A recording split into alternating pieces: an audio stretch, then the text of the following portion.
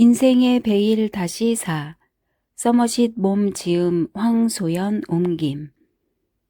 키티는 덧창이 닫힌 방 안 침대에 누워 있었다. 점심시간이 지나서 하인들이 낮잠을 자는 시각이었다. 그날 아침에 알게 된, 이제는 스스로도 사실로 확신하게 된 것 때문에 그녀는 경악에 빠져 있었다. 집에 돌아온 후로 생각을 하려고 애를 썼지만 머릿속이 텅 비어서 생각을 끌어모을 수가 없었다. 그때 갑자기 발소리가 들렸다. 장화소리였으므로 남자 하인들 중 하나였다. 그런데 그것이 그녀의 남편임을 깨닫자 두려움으로 숨이 막힐 것만 같았다. 그가 거실에 있었다. 그녀의 이름을 부르는 소리가 들렸다. 하지만 그녀는 대답하지 않았다. 잠시 침묵의 순간이 흐르고 그녀의 방문을 두드리는 소리가 났다. 네? 들어가도 되겠소? 키티는 침대에서 일어나 가운을 걸쳤다. 네, 그가 들어왔다. 그녀는 덧창이 닫힌 덕분에 자신의 얼굴에 드리워진 그늘이 고마웠다. 당신을 깨운 게 아니면 좋겠는데 아주 가만히 문을 두드렸거든. 잠들지 않았어요. 그는 창가로 다가가서 덧창 하나를 열었다. 부드러운 햇살이 방 안으로 쏟아져 들어왔다. 무슨 일이에요? 왜 이렇게 일찍 돌아왔나요? 그녀가 물었다. 수녀님들이 당신 몸이 좋지 않다고 일러줬소. 돌아와서 무슨 일인지 알아보는 게 좋다고 생각했지. 그녀에게 한 줄기 분노가 치밀어 올랐다. 만약 콜레라였다면 무슨 말을 할 참이었죠? 만약 그랬다면 당신은 오늘 아침 집으로 돌아오지 않았겠지. 그녀는 화장대로 가서 빗으로 단발머리를 빗어내렸다. 시간을 벌고 싶었다. 그러고는 앉아서 담배에 불을 붙였다. 오늘 아침에 몸이 좋지 않아서 원장 수녀님이 돌아가는 게 좋겠다고 하셨어요. 하지만 지금은 완전히 나았어요. 내일 평소처럼 수녀원에 가겠어요? 무슨 일이요? 수녀님들이 말하지 않던가요? 아니, 원장 수녀님은 당신이 직접 나에게 말해야 한다더군. 그는 지금 전에 거의 보이지 않던 행동을 하고 있었다. 그녀의 얼굴을 빤히 들여다보았던 것이다. 개인적인 감정보다 직업적인 본능이 더 강하게 발휘된 결과였다. 그녀는 망설였다. 그러다가 그녀는 자신을 다그쳐 그의 눈과 마주쳤다. 아기를 가졌어요. 그녀가 말했다. 누구나 자연스럽게 감탄할 만한 발언에도 침묵으로 반응하는 그의 습관에 그녀가 아무리 길들었다 해도 이번만큼 절망적인 때는 없었다. 그는 아무 말도 하지 않았다. 꼼짝도 하지 않았다. 동요하지 않는 얼굴, 표정에 변화가 없는 그의 짙은 색 눈은 그가 그녀의 말을 들었다는 것을 입증하고 있었다. 그녀는 갑자기 울고 싶은 충동을 느꼈다. 남자가 자기 아내를 사랑하고 그의 아내도 남편을 사랑한다면 이런 경우에 그들은 절절한 감정에 휩싸여 서로 부둥켜 안아야 한다. 침묵을 견딜 수 없어 그녀가 먼저 침묵을 깨버렸다. 진작 왜 이런 생각을 못했는지 모르겠어요. 내가 어리석었어요. 하지만 이런 일로 얼마나 언제 출산 예정이지? 그의 입에서 어렵게 나온 말 같았다. 그의 목도 그녀만큼 타는지 바싹 말라 있었다.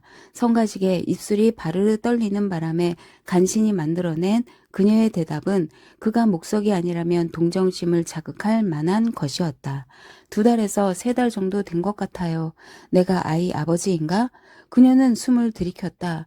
그의 목소리에 파르르 떨리는 전율의 그림자가 느껴졌다. 일말의 감정의 동요도 허락하지 않는 그의 냉철한 자제력이 그토록 흔들리다니 두려운 일이었다. 이유는 모르겠지만 갑자기 홍콩에서 보았던 하늘이 진동하는 어떤 기계가 생각났다. 수천 킬로미터 밖에서도 수천 명의 생명을 빼앗아 갈 수 있는 지진을 감지한다고 했다. 그녀는 그를 쳐다보았다. 그는 유령처럼 창백했다. 그렇게 낯빛이 해쓱한 것은 전에도 한두 번밖에 보지 못했다. 그의 시선이 아래로 양옆으로 흔들렸다. 그래? 그녀는 양손을 깍지 꼈다. 그에게 그렇다고 대답할 수만 있다면 이것은 그에게 세상에서 가장 중요한 일이 될 것이다. 그는 그녀의 말을 믿을 것이다. 기꺼이 그녀의 말을 믿을 것이다. 믿고 싶을 테니까. 그리고 그녀를 용서할 것이다. 그녀는 그의 애정이 얼마나 깊은지 알고 있었고 그의 수줍음을 무릅쓰고 그 애정을 기꺼이 베푸는 사람이라는 것도 알고 있었다. 그는 앙심을 품는 사람이 아니었다. 다만 그녀가 그에게 용서할 구실을 줄 수 있다면 그것이 그의 마음을 움직일 만한 것이라면 그는 깨끗이 용서할 게 분명했다. 그가 과거를 들먹이며 그녀를 괴롭히는 일도 없을 것 같았다. 그는 잔인하고 냉혹하고 병적일지는 몰라도 야비하거나 속이 좁지는 않았다. 그녀가 그렇다는 말만 한다면 모든 것이 바뀔 것이다. 게다가 그녀는 동정심에 목이 말랐다. 그녀가 아기를 가졌다는 뜻밖의 사실에 이상한 희망과 예측 불가능한 욕망이 걷잡을 수 없이 밀려왔다. 그녀는 무기력함과 약간의 두려움, 외로움, 친구들이 천리 밖에 있다는 느낌이 들었다. 그날 아침까지만 해도 어머니는 아무래도 좋았지만 갑자기 어머니와 함께 있고 싶은 열망이 생겼다. 도움과 위안이 필요했다. 그녀는 월터를 사랑하지 않았고 그럴 수 없다는 것도 알았지만 지금 이 순간만큼은 그가 그녀를 품에 안아주기를, 그래서 그녀가 그의 가슴에 머리를 기댈 수 있기를 온 마음을 다해 갈망했다. 그에게 매달려서 행복한 울음을 터뜨릴 수 있다면, 그가 그녀에게 입맞추고 그녀가 그의 목에 팔을 두를 수 있다면. 그녀는 눈물을 뚝뚝 흘리기 시작했다. 전에도 거짓말을 수없이 했고 지금도 쉽게 거짓말을 할 수 있었다. 좋은 뜻인데 거짓말이면 어때? 거짓말, 거짓말, 무엇이 거짓말인가? 그에게 그렇다고 말하기는 너무나 쉬웠다. 월태의 눈빛이 녹아들면서 그녀를 향해 양팔을 뻗은 모습이 보였다. 말을 할 수가 없었다. 이유는 모르겠지만 그냥 할 수가 없었다. 최근 몇 주 동안 그녀가 겪은 그 모든 일들, 찰스와 그의 냉정함, 콜레라와 죽어가는 모든 사람들, 수녀들, 정말 괴상하고 웃기는 주정뱅이 워딩턴까지 그 모든 게 그녀를 변화시켰고, 그래서 그녀는 자기 자신을 알 수 없었다. 그녀가 크게 동요하고 있는데도 그녀 영혼 속에 어떤 구경꾼 하나가 공포와 놀람 속에서 그녀를 지켜보는 것 같았다. 그녀는 진실을 말해야 했다. 거짓말을 하는 것은 무가치했다. 그런데도 그녀의 생각은 이상하게 방황을 거듭했다. 갑자기 거주지 담벼락에 있던 죽은 거지가 떠올랐다. 왜 그가 생각난 걸까? 그녀는 소리내어 흐느끼지 않았다. 그저 눈물이 커다란 눈에서 펑펑 솟아나와 얼굴을 타고 흘러내릴 뿐이었다. 마침내 그녀가 질문에 대답했다. 그는 그가 아이의 아버지냐고 물었더랬다. 모르겠어요. 그가 희미하게 킥킥거렸다. 그것이 키티를 떨게 만들었다. 좀 어색하네. 그렇지? 그다운 대답이었고 그에게서 기대한 말과 정확히 일치했지만 그녀의 가슴은 철렁 무너져 내렸다. 그녀가 얼마나 힘든 진실을 말했는지 그가 과연 짐작이나 할까 하는 의문이 동시에 그것이 조금도 힘들지 않았고 달리 어쩔 수 없었다는 깨달음이 들었다. 그런데 그가 그녀의 말을 믿어주기나 할까? 모르겠어요, 모르겠어요 하는 그녀의 대답이 그녀의 머릿속을 쿵쿵 울렸다. 다시 주워 담기는 불가능했다. 그녀는 가방에서 손수건을 꺼내 눈가를 훔쳤다. 그들은 아무 말도 하지 않았다. 침대 옆 탁자 위에 탄산수 컵이 있었고 그가 물을 한 잔 따라다 주었다. 그는 그것을 그녀에게 건네주고는 그녀가 물을 마시는 동안 잔을 잡고 있었다. 새삼스럽게 그의 손이 얼마나 야위었는지 두드러져 보였는데 긴 손가락에 날씬했던 고상한 손이 이제는 뼈와 가죽밖에 남아있지 않았다. 바르르 떨고 있는 그의 손, 그는 표정을 관리할 수는 있었지만 손은 그의 뜻대로 따라주지 않았다. 그녀가 말했다. 내가 우는 건 신경 쓰지 마요. 아무것도 아니에요. 눈에서 눈물이 흘러나오는 걸 어쩔 수 없을 뿐이에요. 그녀가 물을 마시고 나자 그가 잔을 도로 가져다 놓았다. 그러고는 의자에 앉아 담배에 불을 붙였다. 그가 작은 한숨을 토해냈다. 그녀는 예전에도 한두 번 그가 그런 한숨을 쉬는 걸 들은 적이 있었는데 그럴 때마다 그녀의 가슴이 무겁게 내려앉았다. 그를 쳐다보니 그는 공허한 시선으로 창밖을 응시하고 있었다. 지난 몇 주 동안 그가 얼마나 비참할 정도로 야위었는지 전혀 눈치채지 못했다는 사실에 그녀는 깜짝 놀랐다. 관자놀이 부위가 푹 꺼지고 얼굴의 뼈가 피부 밑에서 두드러져 보였다. 그의 옷이 몸 위에서 흐느적거리는 모양이 그보다 몸집이 큰 사람을 위해 지은 것 같았다. 햇볕에 그을린 얼굴은 푸르스름하고 창백한 빛을 띠었다. 녹초가 된 것 같았다. 그는 일을 너무 많이 하고 잠을 거의 자지 않았으며 먹지도 않았다. 그녀의 마음속을 차지한 슬픔과 동요의 공간에 그에 대한 안타까움이 자라났다. 그를 위해 아무것도 할 수 없다는 것이 잔혹하다는 생각이 들었다. 그는 머리가 아프기라도 한 것처럼 손을 이마 위에 얹었다. 그의 머릿속에 같은 말이 미친 듯이 고동치고 있으리라. 모르겠어요. 모르겠어요. 이렇게 음울하고 차갑고 수줍음을 타는 남자가 조그만 아기들에게 자연스러운 애정을 품을 수 있다는 게 이상했다.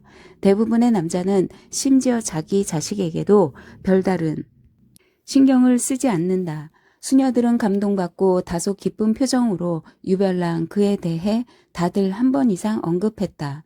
그가 이상한 중국 아기들에게조차 그런 느낌을 가졌다면 자신의 자식에게는 오죽하겠는가.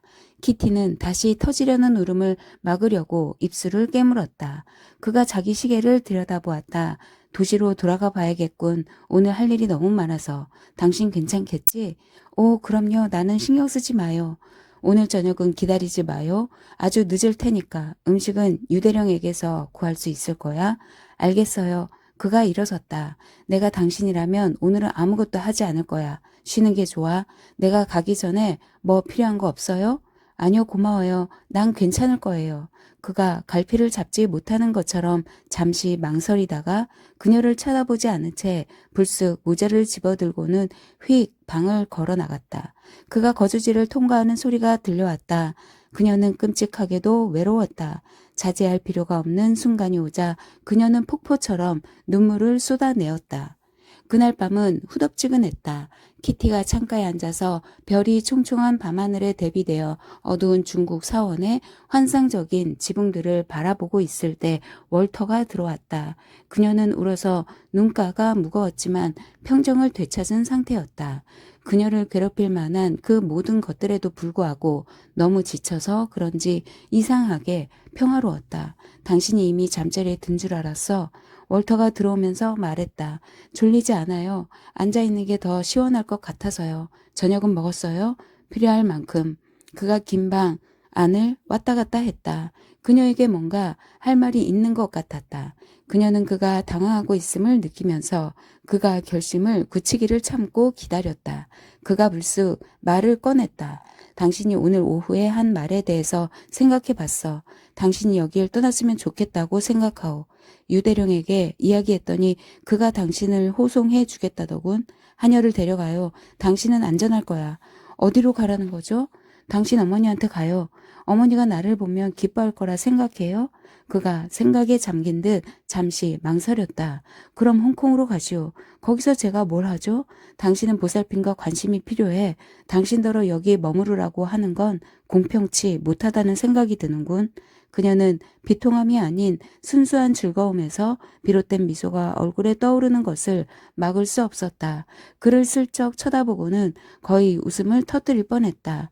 내 건강에 대해서 왜 그렇게 신경 쓰는지 이해할 수가 없어요. 그는 창가로 다가가 밖의 밤을 응시했다. 청명한 하늘에 그토록 별이 빛나기는 처음이었다.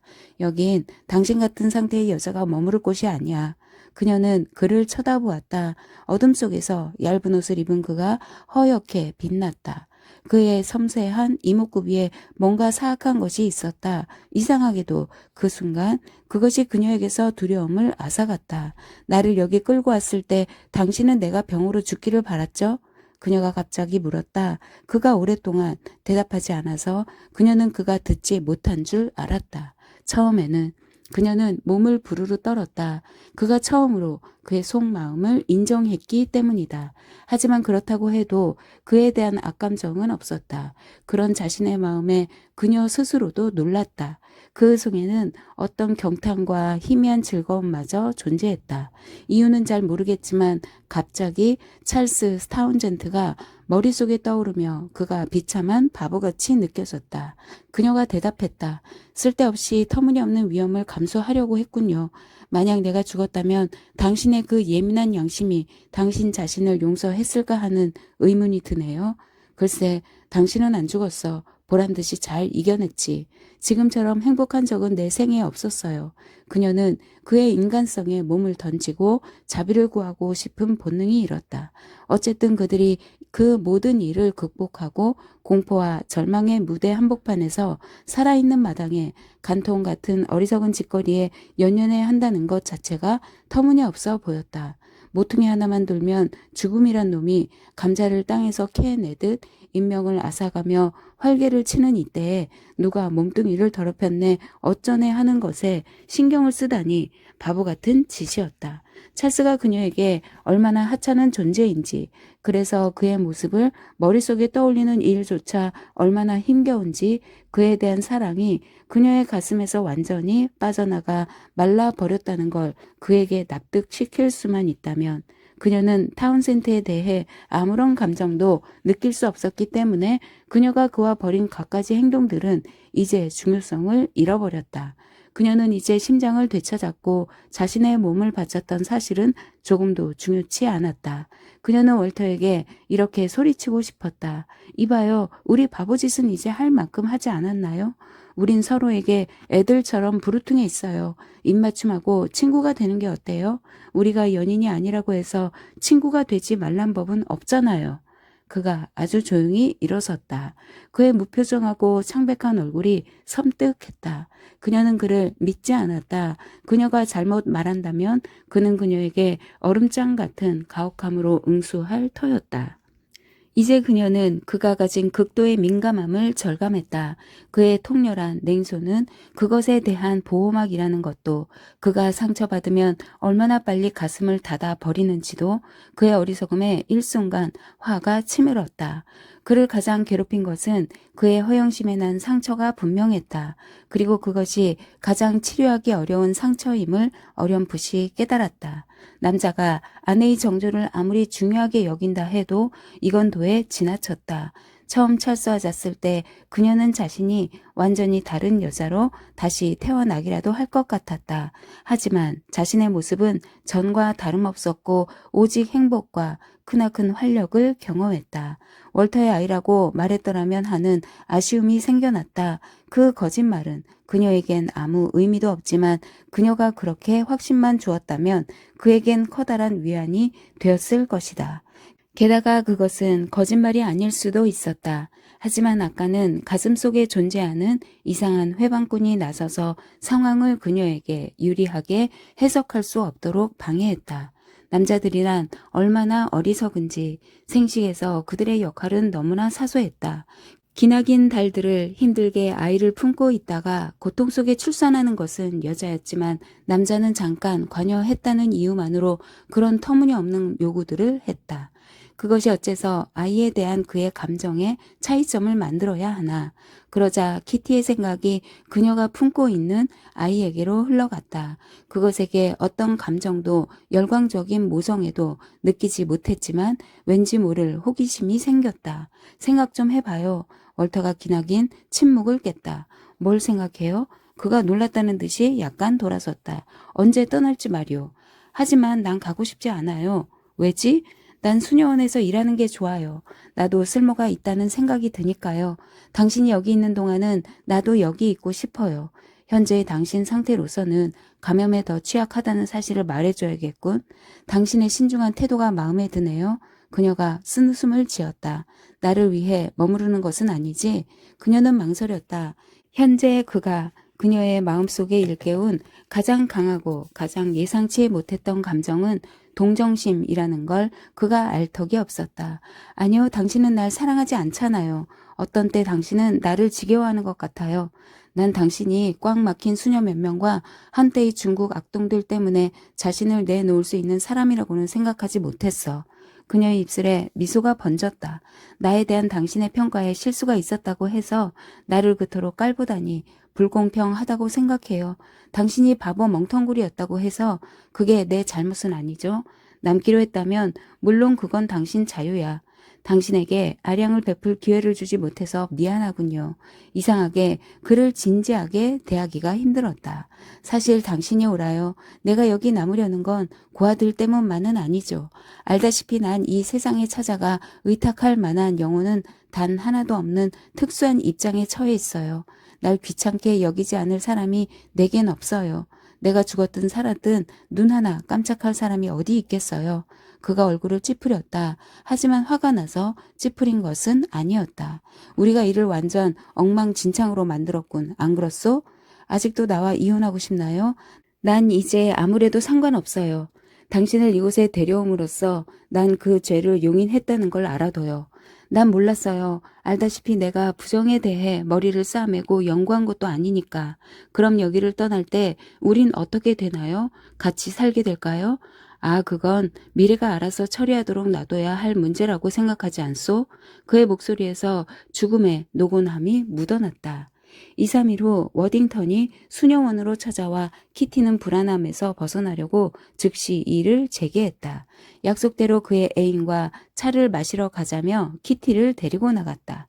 키티는 워딩턴의 집에서 식사를 한 적이 한두 번 있었다. 그곳은 관리들을 위해 중국 전역에 설치된 여느 세관 건물과 다를 바 없이 네모난 모양의 당당한 하얀색 건물이었다.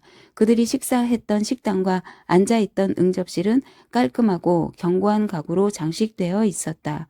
어떤 부분은 사무실 같기도 하고 또 어떤 부분은 호텔같이 보였고 가정집 같은 느낌은 아무데도 없어서 척 보기에도 되는 대로 머무르다가 후임 거주인에게 내주는 임시 체류지 티가 역력했다. 그래서 위층에 혹여 미스터 롤이나 로맨스가 베일에 쌓여 존재할지도 모른다는 생각은 좀처럼 들지 않았다. 그들은 계단을 올라갔고 워딩턴이 문을 열었다. 키티는 크고 휑한 방으로 들어갔는데 하얗게 칠한 벽면에 다양한 서예 족자들이 걸려 있었다. 갖가지 모양이 조각된 블랙 우드 재질의 네모난 탁자와 딱딱한 팔걸이 의자에 만주족 여인이 앉아 있었다. 그녀는 키티와 워딩턴이 들어가자 일어섰지만 앞으로 나오지는 않았다. 여기 있군요. 워딩턴이 이렇게 말한 후 중국말로 몇 마디 덧붙였다. 키티는 그녀와 악수했다. 술을 놓은 긴 덧옷을 걸친 그녀는 키티보다 다소 키가 컸는데 남부지방 사람들에게 익숙한 키티의 눈에는 생소했다.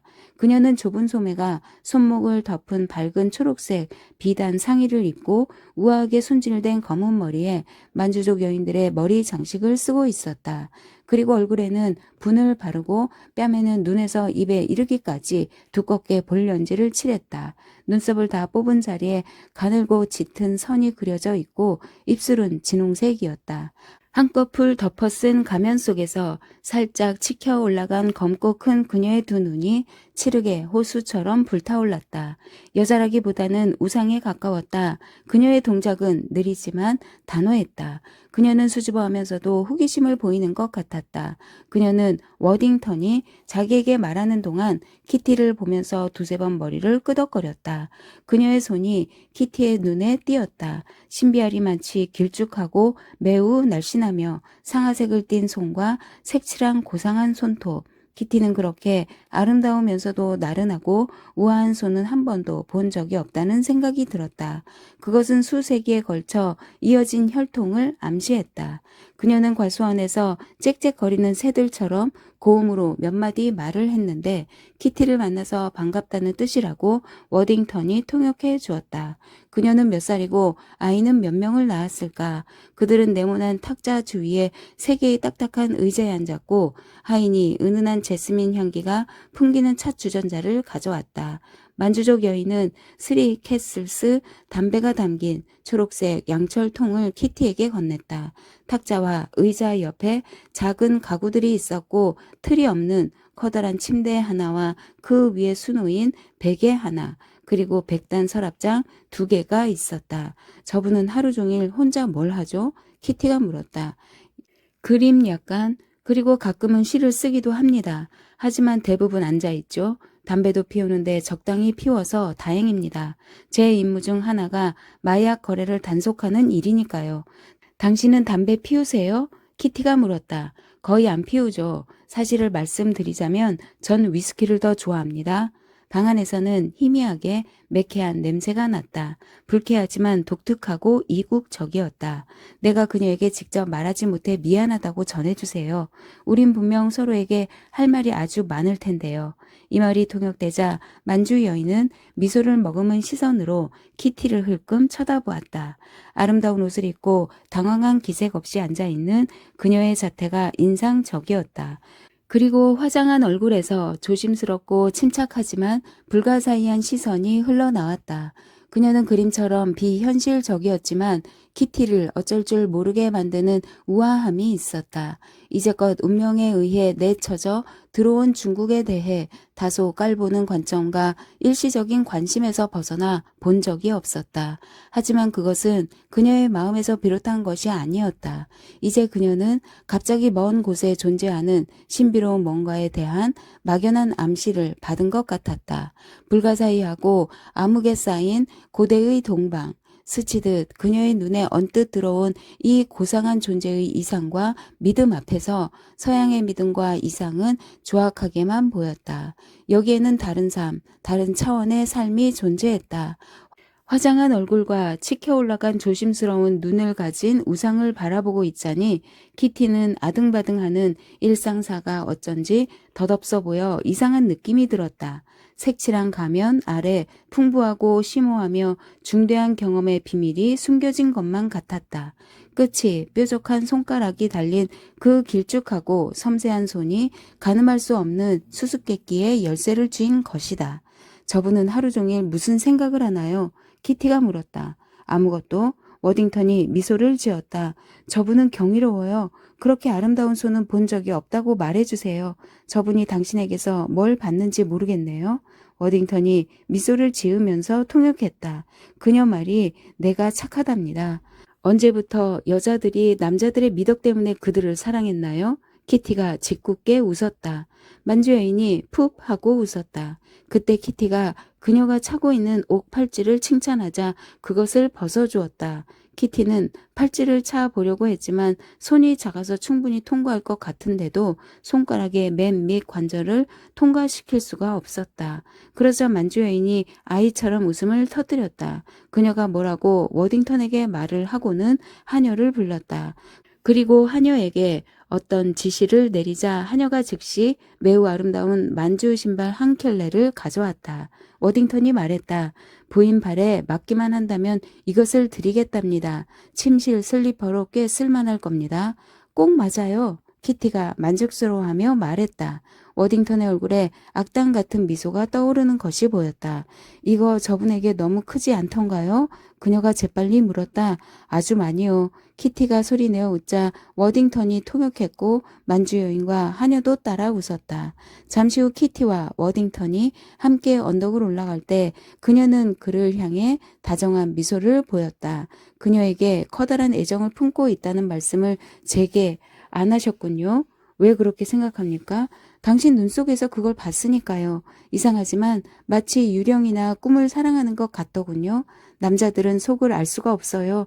난 당신이 다른 사람과 다를 바 없다고 생각했는데 이제 당신에 대해서 손톱만큼도 아는 것이 없었다는 생각이 드네요. 그들이 방갈로에 도착했을 때 워딩턴이 뜬금없이 물었다. 왜 그녀를 보고 싶어 했나요? 키티는 잠시 망설이다가 대답했다. 난 뭔가를 찾고 있지만 그게 뭔지는 잘 몰라요. 하지만 그걸 아는 건 내게 무척이나 중요한 일이에요. 그리고 내가 그걸 알아내면 모든 게 달라질 거예요. 아마 수녀들은 그걸 알겠죠? 그들과 함께 있을 때면 난 그들이 나와 공유하지 않는 비밀을 갖고 있다고 느껴요. 왠지 모르게 그 만주 여인을 보면 내가 찾고 있는 것에 대한 단서를 발견할 것만 같은 생각이 들었어요. 아마 그녀가 할 수 있었다면 내게 말했을 거예요. 왜 그녀가 알고 있다고 생각합니까? 키티는 그를 곁눈질로 흘끔 보았지만 대답하지 않았다. 대신 그에게 질문을 던졌다. 당신은 그걸 알고 있나요? 그가 미소를 짓더니 어깨를 으쓱 올렸다. 우리들 중 누구는 아편에서 그 길을 찾기도 하고 누구는 신에게서 찾고 누구는 위스키에서 누구는 사랑에서 그걸 찾죠. 모두 같은 길이면서도 아무 곳으로도 통하지 않아요. 키티는 다시 편안한 일상으로 빠져들었고 이른 아침에는 몸 상태가 그다지 좋지 않았지만 그것으로 흔들리지 않을 만큼 활력이 흘렀다. 수녀들은 키티에게 놀라운 관심을 보였다. 복도에서 그녀를 만나도 아침 인사 이상의 행동을 보이지 않던 그들이 이제는 얄팍한 구실을 내세워 그녀가 있는 방 안으로 들어와서는 그녀를 들여다보며 천진난만하게 흥분해서 제잘거리곤 했다. 조제프 수녀는 자기가 전에 뭐라더냐 하면서 그 당시 그녀가 했다는 내 생각엔 혹시 아니면 내 생각엔 당연히 하는 말을 어떤 때는 지겨울 정도로 되풀이했다. 키티가 기절했을 때의 레퍼토리는 의심의 여지가 없다. 불을 보듯 뻔하다 였다. 조제프 수녀는 키티에게 자기 올케가 해산하던 이야기를 장황하게 들려주었는데 키티가 재빠른 재치를 발휘하지 않았더라면 전혀 신기할 게 하나도 없는 이야기였다. 조제프 수녀는 자신의 성장 과정, 그녀 아버지의 농장 목초지를 굽이쳐 흐르는 강물과 보드라운 산들 바람에 바스락거리던 강둑의 미루나무들에 대한 현실적 관점에다 친숙한 종교적인 것들을 가미해 유쾌한 방식으로 풀어냈다. 어느 날은 키티에게 이교도들은 짐작도 못할 거라면서 수태고지에 대해 확신에 찬 어조로 말했다. 성경을 읽을 때마다 눈물을 참을 수 없답니다. 이유는 모르겠지만 그때마다 이상한 느낌이 들어요. 그러고는 키티에게 익숙하지 않은 말인 프랑스어로 성경 구절을 다소 엄숙하고 세심하게 인용했다. 천사는 마리아의 집으로 들어가 은총을 가득 받은 이여 기뻐하여라 주께서 너와 함께 계신다 하고 인사하였다.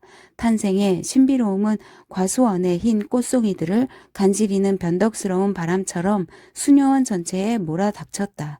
키티가 아이를 가졌다는 생각이 이 불모의 여인들의 마음을 들쑤시고 흥분시키는 모양이었다. 그들에게 그녀는 다소 두렵지만 매혹적인 존재였다. 그들은 농부나 어부의 딸이었기 때문에 그녀가 처한 신체적 상황을 건전한 상식선에서 바라보았지만 그들의 어린애 같은 마음속에는 임신에 대한 경외감이 자리하고 있었다. 그녀가 짊어져야 할 부담을 생각하고 곤혹스러워 하면서도 여전히 행복하고 이상할이 많지 고양된 것이다. 조제프 수녀는 키티에게 그들 모두가 그녀를 위해 기도한다며 그녀가 카톨릭 신자가 아닌 것이 유감스럽다고 말했다. 그러자 원장 수녀가 그녀를 나무랐다. 개신교도도 좋은 여자, 그녀의 표현대로라면 가 될 수 있고 좋으신 주님이 어떤 식으로든 모든 걸 주관한다고 하면서 키티는 그녀가 일으킨 관심에 감동받기도 하고 기분 전환이 되기도 했지만 성스러움 자체인 근엄한 원장 수녀까지 전에 없던 나긋함으로 자신을 대하는 통에 깜짝 놀라고 말았다. 원장 수녀는 언제나 키티에게 친절했지만 거리감을 두었더랬다. 하지만 이제 그녀의 부드러움은 모성적인 면을 풍겼다.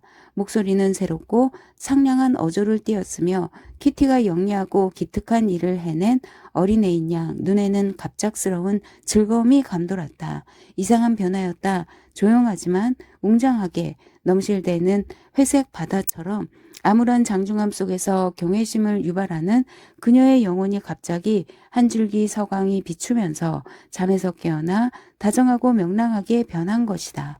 원장 수녀는 이제 저녁 때 가끔 찾아와 키티와 함께 앉아 있곤 했다. 부인이 필요하지 않도록 제가 돌봐야겠어요. 원장 수녀는 스스로를 위해 노골적인 구실을 만들어내며 말했다.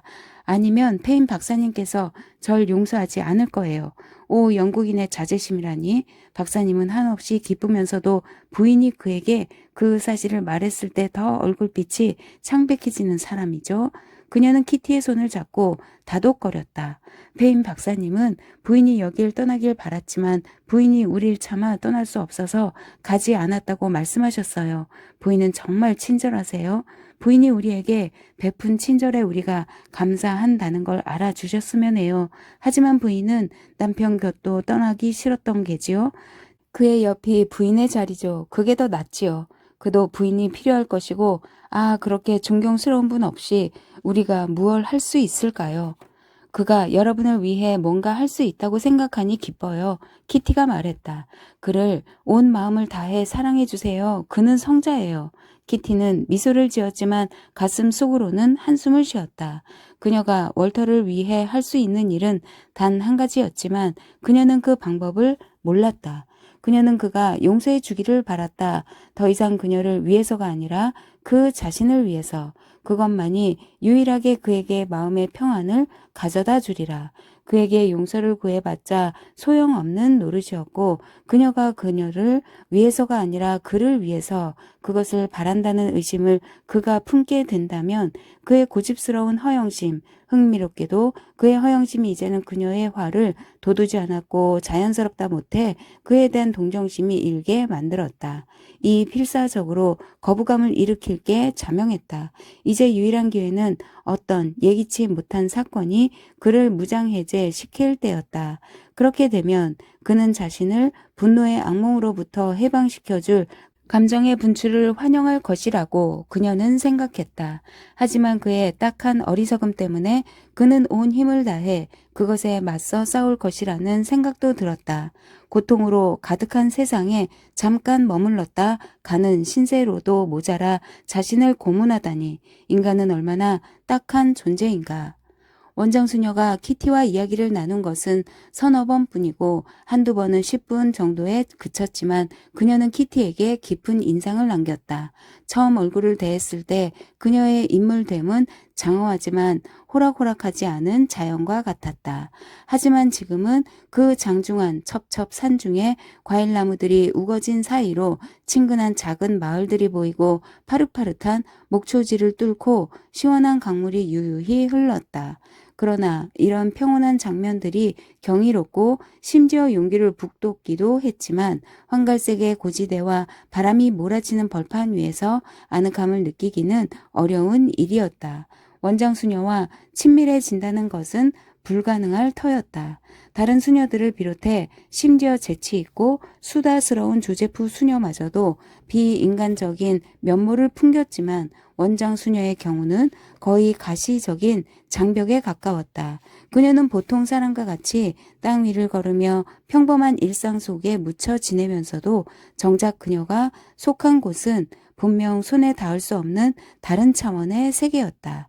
그녀를 보면 그런 생각이 들면서 그에 따른 흥미로운 느낌과 전율, 경외감이 솟아올랐다. 한 번은 원장 수녀가 키티에게 이렇게 말했다. 우리 수녀들은 지속적으로 예수님께 탄원 기도를 올려야 하는 것만으로는 충분할 수 없어요. 자기 자신이 직접 하나님께 기도하는 사람이 되어야 합니다. 원장 수녀와의 대화는 그녀의 종교와 한 몸처럼 엮여 있었지만 그것은 그녀에게 너무나 당연한 일이라서 오히려 이교도에게 영향을 주려는 노력이 결여되었다는 생각이 키티에게 들었다.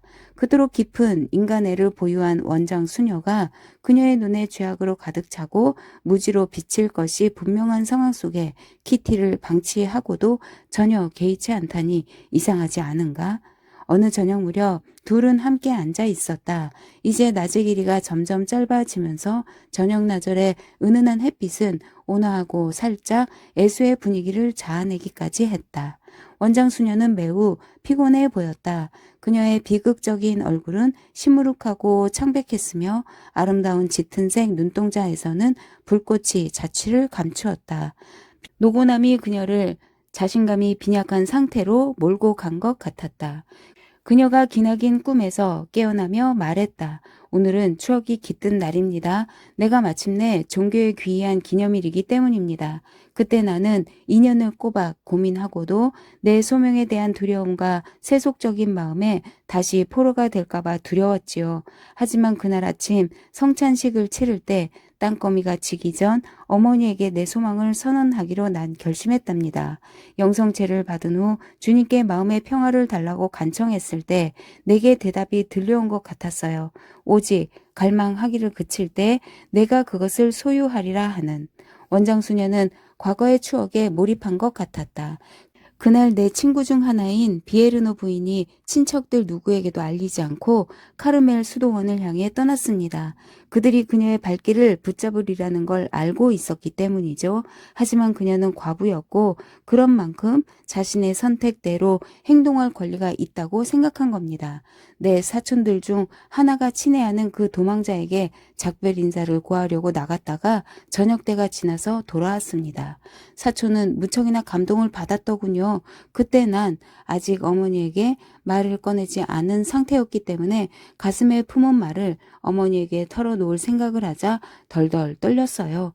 하지만 영성체에서 내가 한 결심을 지키고 싶었습니다. 난 내 사촌에게 온갖 질문을 퍼부었어요. 나의 어머니는 작업 중이던 테피스트리 속에 빨려 들어간 것처럼 하고 계셨지만 한마디도 빼놓지 않고 듣고 계셨죠. 나는 겉으로 다른 사람과 말하고 있는 와중에도 마음속으론 나 스스로에게 말했습니다. 오늘 말을 하려거든 더 이상 망설일 시간이 없다고. 그 장면이 어쩜 그리 생생하게 기억나는지 참 이상하지요. 우린 둥그런 탁자에 둘러앉아 있었어요. 빨간 천이 덮인 둥근 탁자였지요. 어슴푸레한 어둠 속에서 등불빛에 의지해 일을 하고 있었어요. 그 당시 사촌 둘이 우리 집에서 지내는 중이어서 우리는 모두 함께 응접실 의자를 새로 씌울 테피스트리 작업을 하고 있었지요. 생각해보세요. 그것들은 루이 14세 때 구입한 일에 청가리를 하지 않았으니 얼마나 낡고 달았겠는가를. 어머니는 불명예스럽다고까지 말씀하셨죠. 난 말을 꺼내려고 했지만 입술이 움직이질 않았어요. 그랬는데 갑자기 어머니가 몇 분간의 침묵을 깨고 내게 말씀하셨어요. 내 친구의 행동이 잘 이해되지 않는구나. 그 애를 아꼈던 모든 사람들에게 한마디 말도 없이 떠난 것이 마음에 안 들어. 극적인 행동이었지만 내 성미에는 맞지 않아. 제대로 자란 여성이라면 남들의 입에 오르내릴 짓은 하지 않는 법이 아니냐.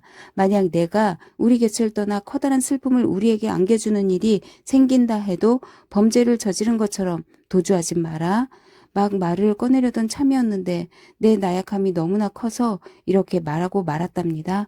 마음 편히 가지세요, 어머니. 난 그런 배짱도 없는걸요.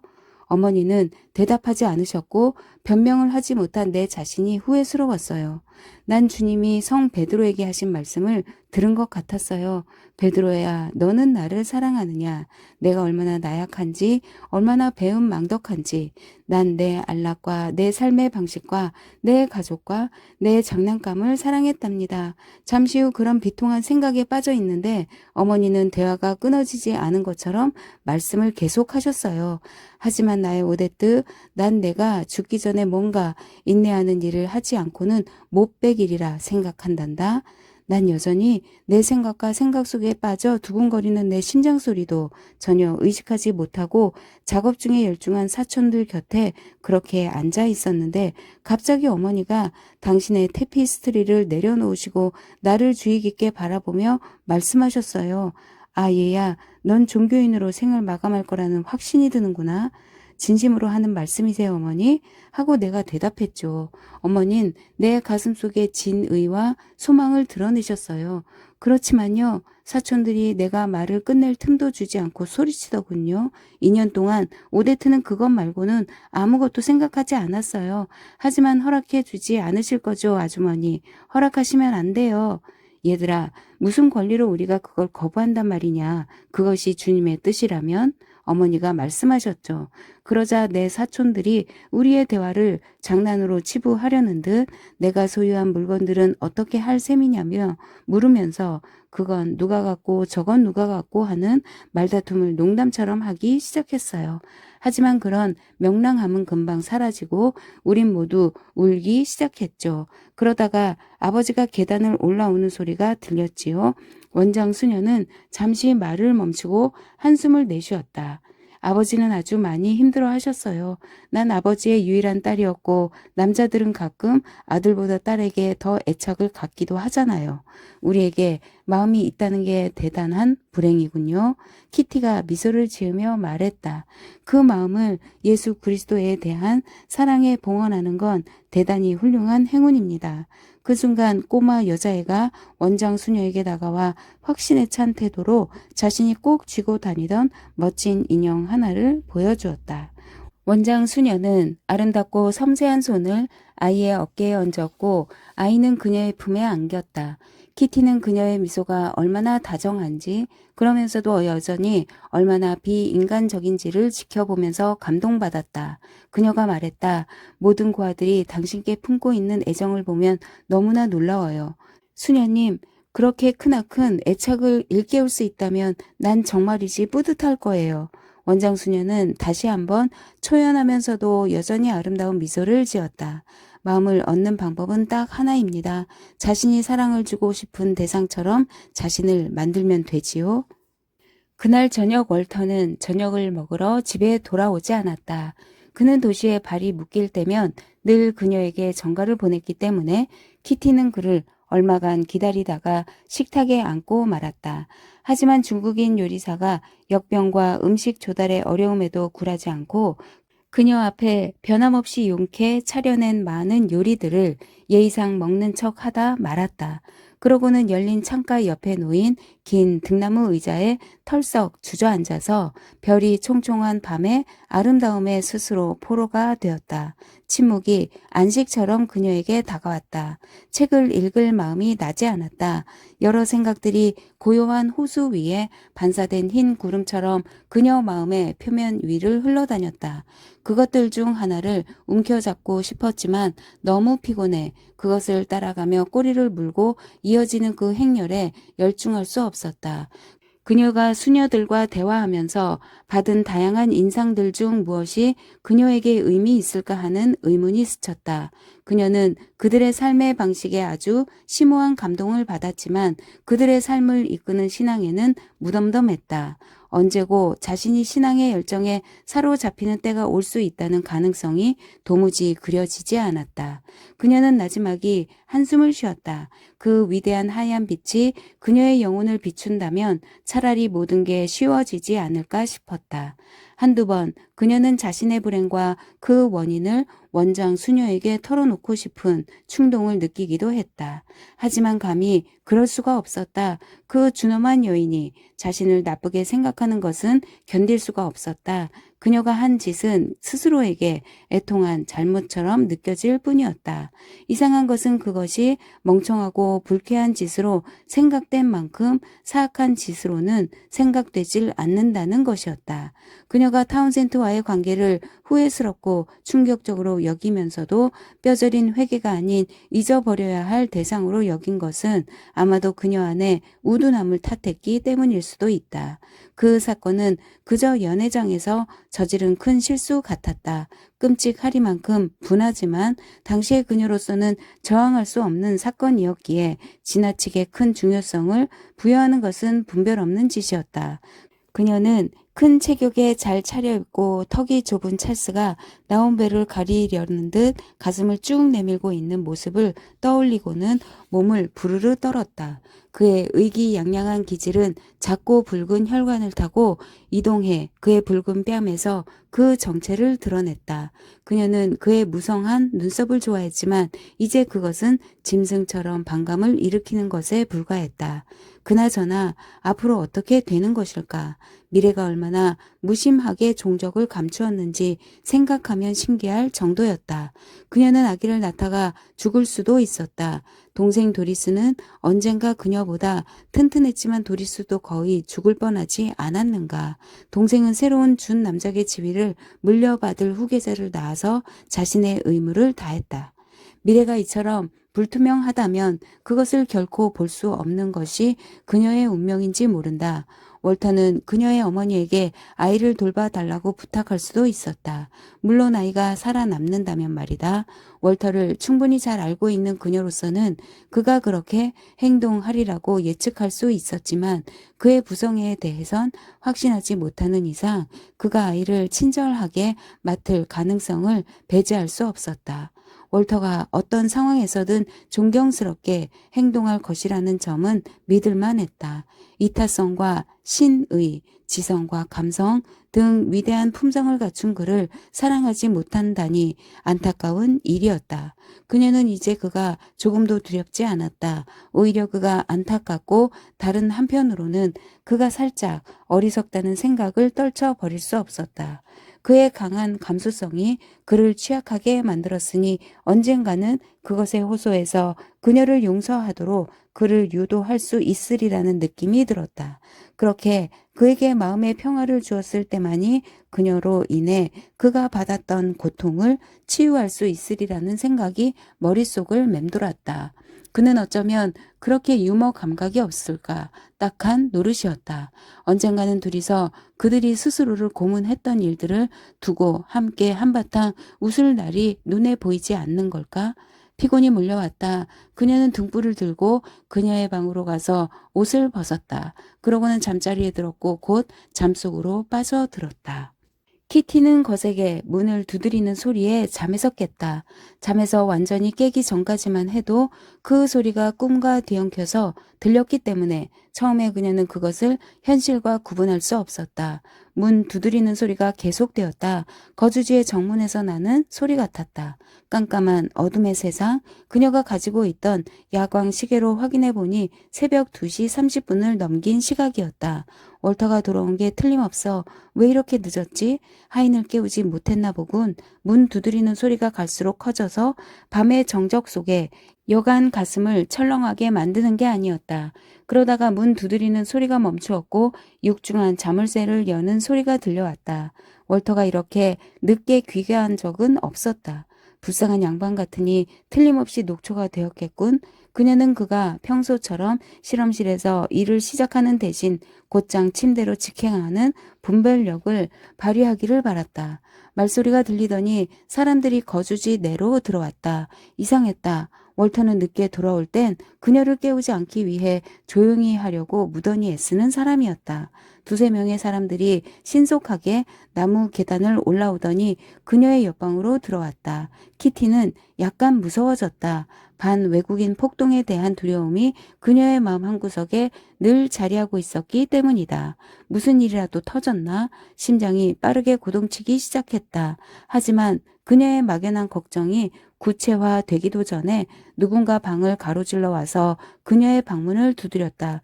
페인 부인, 그녀는 그것이 워딩턴의 목소리라는 것을 알아차렸다. 네, 무슨 일이죠? 어서 일어나세요. 부인께 드릴 말씀이 있습니다.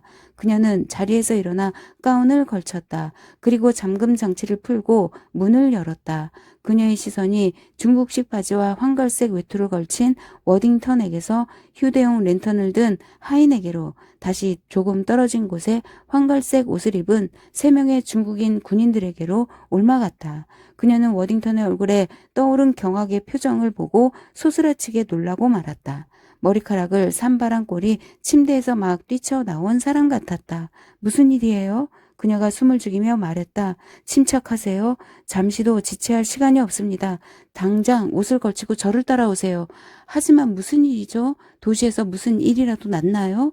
군인들을 보니 폭동이 일어나 그녀를 보호하기 위해 왔다는 추측이 언뜻 들었던 것이다. 부군께서 아픕니다.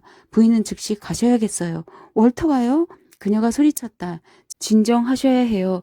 나도 무슨 일인지 정확히 모릅니다. 유대령이 장교를 보내서 제게 부인을 관사로 즉시 모셔오십사 요청했습니다. 키티는 잠시 그를 응시했다.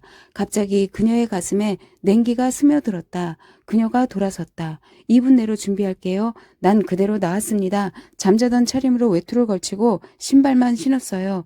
그가 대답했다. 그녀는 그가 하는 말이 들리지 않았다. 그녀는 별빛에 의지해 손에 잡히는 대로 옷을 입었다. 그녀의 손가락이 갑자기 헤매는 통에 드레스를 여미는 작은 고리들을 찾는데 한참이나 걸렸다.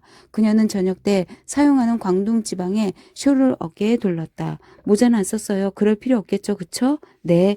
하인이 등을 들고 앞장섰고 그들은 서둘러 계단을 내려가 거주지 정문을 빠져나갔다. 넘어지지 않게 조심하세요. 내 팔을 잡으세요. 워딩턴이 말했다. 군인들이 그들 뒤를 바짝 쫓았다. 유대령이 가마를 보냈습니다. 강 건너편에 대기하고 있을 겁니다. 그들은 재빨리 언덕을 걸어 내려갔다. 키티는 떨리는 입술 속에서 맴도는 질문을 감히 입 밖으로 꺼낼 용기가 없었다. 어떤 대답이 나올까 두려웠기 때문이다. 그들은 강둑으로 내려갔다. 그곳의 뱃머리에서 신락 같은 불빛이 흘러나오는 산판 한 척이 그들을 기다리고 있었다. 그녀가 그때 물었다. 콜레라인가요? 유감스럽게도 그렇습니다. 그녀는 울음을 터뜨리며 즉시 걸음을 멈췄다. 부인께서는 최대한 빨리 가셔야 해요. 그가 손을 내밀어 그녀가 배에 올라타도록 부축했다. 뱃길은 짧았고 강물은 거의 멈춘 것 같았다. 아이를 옆구리에 묶어 업은 여인이 노를 저어 산판을 전진시키는 동안 그들은 뱃머리에 한데 모여 서 있었다. 오늘 오후에, 그러니까 어제 오후죠. 병세가 나타났답니다. 워딩턴이 말했다. 왜 즉시 저를 부르지 않았나요? 그들은 굳이 그럴 필요가 없는데도 속삭이며 대화를 나누었다.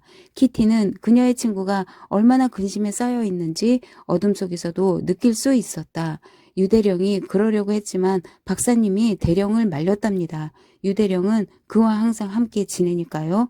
그래도 저를 불렀어야 했어요. 너무 무자비하군요. 부인의 남편은 당신이 콜레라에 걸린 사람을 만난 적이 없다는 걸 알고 있었어요. 그건 끔찍하고 역겨운 광경입니다. 박사님은 부인이 그걸 보는 걸 원하지 않았어요. 어쨌든 그는 제 남편이란 말이에요. 그녀가 목맨 소리로 말했다.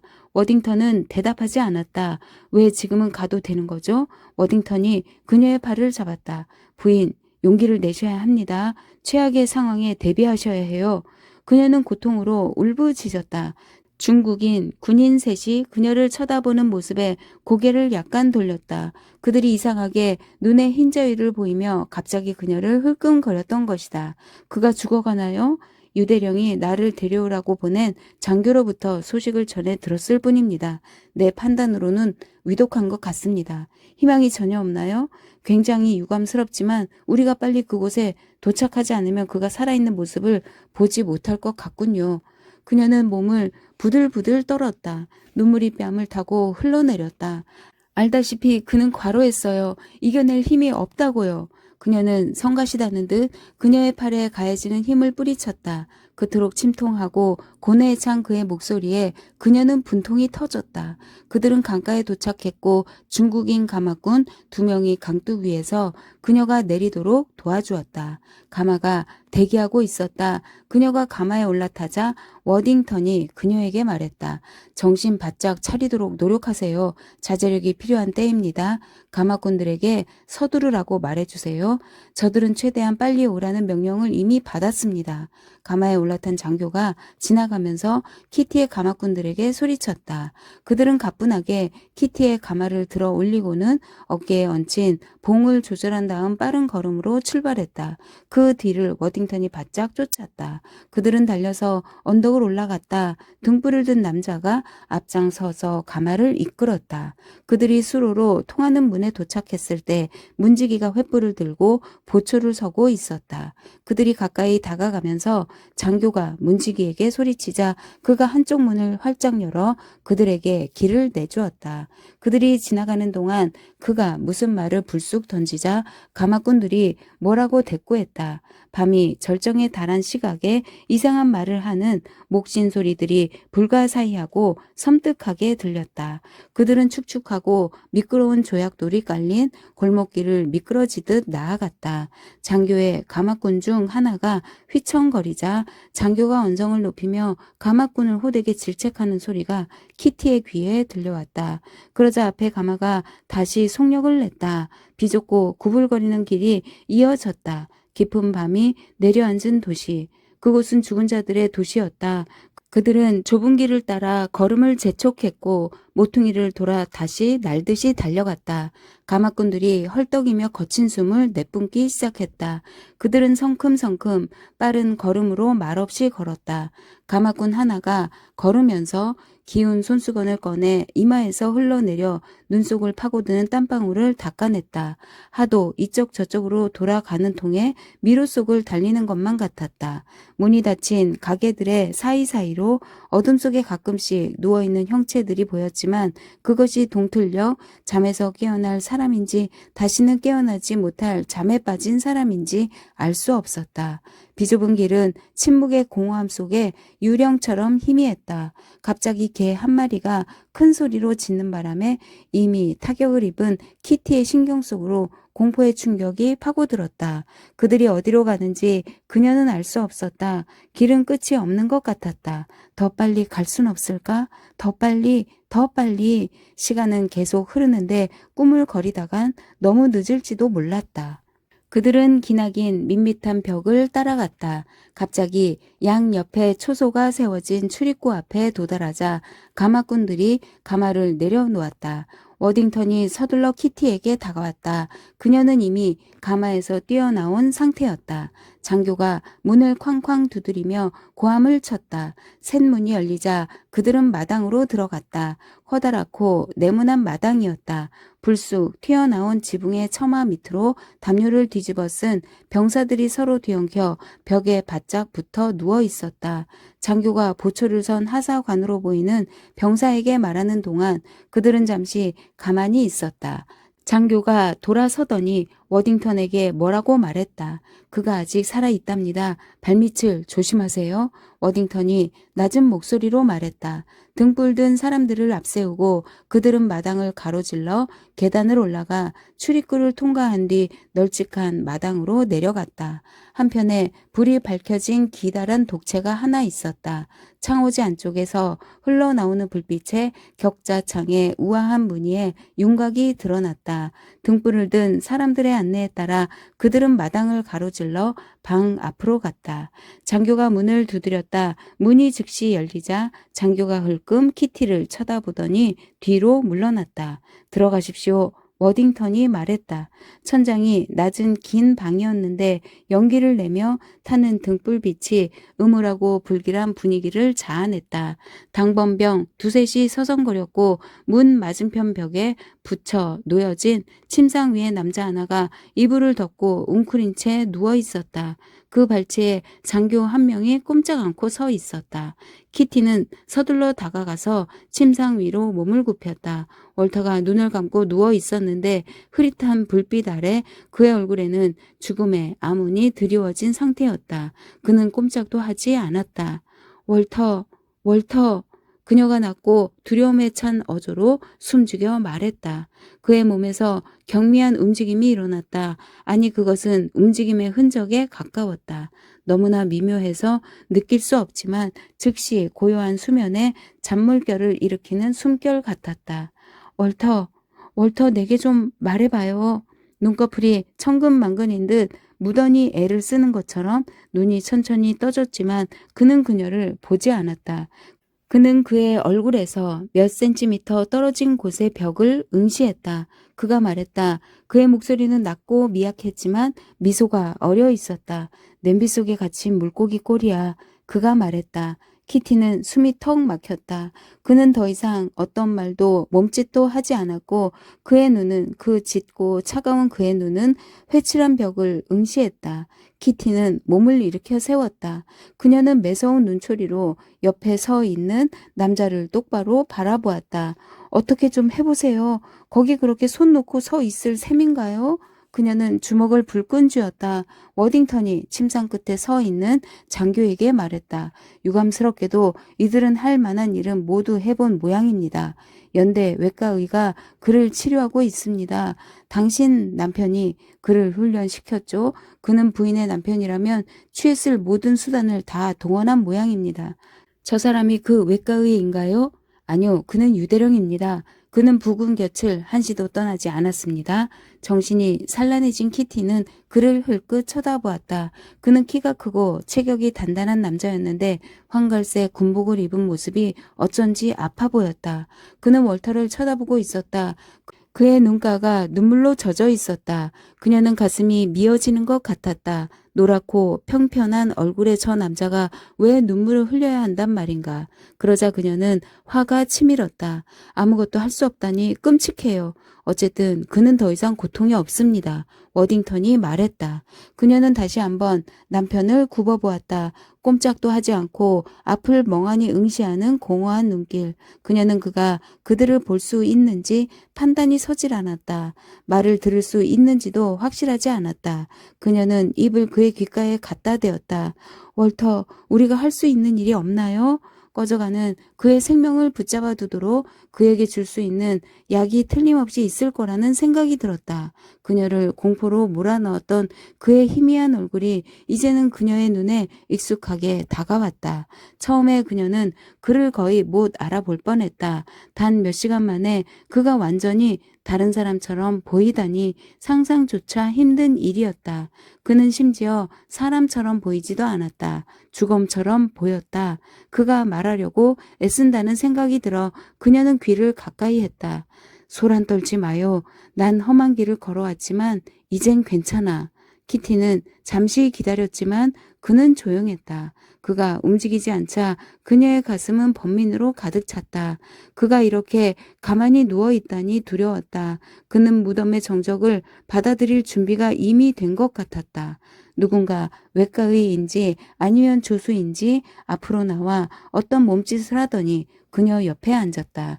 그는 죽어가는 남자를 굽어보며 더러운 수건으로 그의 입술을 적셨다. 키티는 다시 한번 일어서서는 워딩턴을 향해 절망적으로 몸을 돌렸다. 희망이 전혀 없나요? 그녀가 속삭였다. 그가 고개를 저었다. 얼마나 더 살 수 있나요? 아무도 모르죠. 1시간쯤. 횡한방을 돌아보던 키티의 시선이 큼직한 체격의 유대령에게 잠시 머물렀다. 잠깐만 저희와 단둘이 있게 해 주실래요? 1분만요. 그녀가 물었다. 워딩턴이 대령에게 다가가서 뭐라고 말했다. 대령은 약간 고개를 숙이더니 낮은 어조로 지시를 내렸다. 워딩턴이 그들과 같이 나가면서 말했다. 우린 계단에서 기다리겠습니다. 부르기만 하십시오. 믿지 못할 사태가 그녀의 의식을 강타하며 약기운이 혈관을 뚫고 전신에 퍼지듯 그녀를 압도했다. 월터가 죽는다. 그녀가 딱 한 번 품었던 생각에만 그쳤던 그 일이 현실로 다가온 것이다. 차라리 그 편이 그가 그의 영혼에 자리한 증오를 쉽게 떨쳐낼 수 있을지도 모른다. 그가 그녀와 화해하고 죽는다면 그 자신과도 화해하고 죽을 수 있을 것만 같았다. 이제 그녀의 마음속에 그녀는 조금도 없었고 오직 그만 존재했다. 월터, 제발 날 용서해줘요. 그녀가 그 위로 몸을 기울여 말했다. 그녀는 그가 부담감을 견딜 수 없을까봐 두려워 그를 동요시키지 않으려고 조심했다. 너무나 미안해요. 당신에게 잘못을 저질렀어요. 뼈저리게 후회해요. 그는 아무 말도 하지 않았다. 들리지 않는 것 같았다. 하지만 그녀는 계속하지 않을 수 없었다. 날개에 증오의 짐을 짊어지고 파드닥거리는 나방 같은 그의 영혼을 위해 내 사랑, 그의 핏기었고 수척한 얼굴에 어떤 기색이 비쳤다. 그것은 움직임이라고 하기엔 미약했지만 무시무시한 발작에 버금가는 파장을 일으켰다. 그녀는 그에게 그 단어를 한 번도 사용한 적이 없었다. 그녀가 그런 표현을 빈번하게 사용한 것은 개들과 아기들과 자동차뿐이었다는 혼란스럽고 믿기 힘든 생각이 죽어가는 그의 머릿속에 스친 모양이었다. 그때 뭔가 가슴 아픈 일이 일어났다. 그녀는 주먹을 꽉 쥐고서 자신을 억제하려고 안간힘을 썼다. 그의 야윈 뺨에 두 줄기 눈물이 천천히 흘러내리는 것을 보았던 것이다. 오 소중한 사람 여보, 당신이 나를 사랑했다면 당신이 날 사랑했다는 걸 알아요. 내 자신이 증오스러워요. 부디 나를 용서해줘요. 이제 나에겐 더 이상 참여할 기회가 없잖아요. 내게 자비를 베풀어줘요. 제발 날 용서해요. 그녀는 말을 멈추었다. 숨을 멈춘 채 그를 바라보며 어떤 대답이 나오길 간절히 기다렸다. 그가 말을 하려고 애쓰는 것이 보였다. 그녀의 심장이 쿵쾅거렸다. 이 마지막 순간에 그녀가 비통의 바다에서 그를 구출하는 효과를 발휘할 수만 있다면 그녀가 그에게 안겨주었던 고통에 대한 보상이 되리라. 그의 입술이 꿈틀거렸다. 그는 그녀를 쳐다보지 않았다. 그의 눈은 의식 없이 회칠한 벽을 응시했다. 그녀는 그 위로 몸을 굽히고서 그의 말을 들으려고 했다. 그때 그가 또박또박 말했다. 죽은 건 개였어. 그녀는 돌로 굳어버린 것처럼 꼼짝도 하지 않았다. 그녀는 납득이 가지 않아서 두렵고 혼란스러운 시선을 그에게 던졌다. 무의미한 말, 정신 착란 상태. 그는 그녀의 말을 한마디도 이해하지 못한 걸까? 그렇게 꼼짝도 하지 않으면서 아직 살아있다니 믿기 어려웠다. 그녀는 그를 뚫어지게 응시했다. 그는 눈을 뜬 상태였다. 그가 숨을 쉬는 걸까? 그녀는 구분이 되질 않아 겁나기 시작했다. 월터, 그녀가 속삭였다. 월터, 마침내 그녀가 벌떡 일어섰다. 두려움이 돌연 그녀를 사로잡았던 것이다. 그녀는 몸을 돌려 문 쪽으로 갔다. 들어오세요. 그가 아마 그들이 들어왔다. 중국인 외과의가 침상으로 갔다. 그는 전기등을 손에 들고 있었는데 그것을 켜고는 월터의 눈을 들여다보았다. 그러고는 그의 눈을 감겼다. 그가 중국말로 뭐라 이야기했다. 워딩턴이 팔로 키티를 감쌌다. 임종했습니다. 키티가 깊은 한숨을 토해냈다. 눈물방울이 그녀의 눈에서 뚝뚝 떨어졌다. 그녀는 무기력하다 못해 어지러움을 느꼈다. 중국인들이 이제 뭘 어떻게 해야 할지 모르겠다는 듯 침대를 둘러싼 채 무기력하게 서 있었다. 워딩턴도 침묵했다. 잠시 후 중국인들이 낮은 목소리로 말하기 시작했다. 부인을 방갈로로 모셔다 드리는 게 좋겠군요. 그도 그곳으로 데려갈 겁니다. 워딩턴이 말했다. 키티는 힘없이 손을 이마로 가져갔다. 그녀는 침대로 다가가서 아래를 내려다보았다. 그녀는 월터의 입술에 부드럽게 입을 맞췄다. 더 이상 울음은 나지 않았다. 당신을 그토록 괴롭혀서 미안해요. 그녀가 지나갈 때 장교들이 거수 경례를 했고 그녀도 엄숙하게 고개를 숙였다. 그들은 마당을 다시 가로질러 가마에 올랐다. 그녀는 워딩턴이 담배에 불을 붙이는 걸 보았다. 한 줄기 연기가 공중으로 날아올랐다. 인간의 생명처럼. 동이 트고 있었다. 여기저기서 중국인들이 가게의 덧문을 열었다. 어둠이 물러가는 가운데 가녀린 촛불에 의지해 어떤 여자가 손과 얼굴을 씻고 있었다. 한 모퉁이의 찻집에서 사람들이 무리를 지어 이른 아침을 먹었다. 떠오르는 하루의 차가운 회색빛이 도둑처럼 비좁은 골목을 따라 스멀스멀 기어들어왔다. 강 위에 낀 부연 안개 속으로 옹기종기 모인 3대선들의 돛대가 유령 군대의 창처럼 어렴풋이 드러났다. 쌀쌀한 날씨를 뚫고 그들은 강을 건넜다. 키티는 화사한 색깔의 숄 속에 몸을 웅크렸다. 그들이 언덕을 걸어 올랐을 때 안개가 그들 밑에 펼쳐졌다. 구름 한 점 없는 하늘에서 태양이 화창하게 빛났다. 마치 여느 때와 다름없는 하루가 시작된 것처럼 다른 날과 구분될 만한 일은 아무것도 일어나지 않은 것 같았다. 자리에 누우시겠어요? 그들이 방갈로로 들어갔을 때 워딩턴이 말했다. 아니요, 창가에 앉을래요. 그녀는 지난 한 주 동안 틈만 나면 앉아서 오랫동안 시간을 보냈던 창가에 앉았다. 이제는 친근해진 환상적이고 화사하며 아름답고도 신비로운 성벽 위의 사원을 보며 그녀의 영혼을 쉬게 했다. 그것은 너무나 비현실적이어서 심지어 한낮의 강렬한 햇살 속에서도 그녀를 삶의 현실로부터 멀리 데려가곤 했다. 하인에게 부인께 차를 내오라고 하겠습니다. 제겐 오늘 아침 그를 묻는 일이 남았군요. 제가 모든 걸 처리하죠. 고마워요. 3시간 후 그들은 월터를 관에 넣었다. 월터를 중국식 관에 넣어야 한다니 키티는 너무나 끔찍했다. 그렇게 이상한 침대에선 그가 마음 편히 쉴 수 없을 것 같았지만 달리 어쩔 도리가 없었다. 도시에서 일어나는 일들을 훤히 꿰고 있는 수녀들이 월터가 죽었다는 것을 알고는 전령을 통해 달리아로 만든 십자가를 보냈다. 그것은 뻣뻣하고 형식적이었지만 꽃장수에 익숙한 손길이 묻어났다. 중국식 관 위에 꽃 십자가가 덩그러니 놓인 모습이 기괴하고 어색하게 보였다.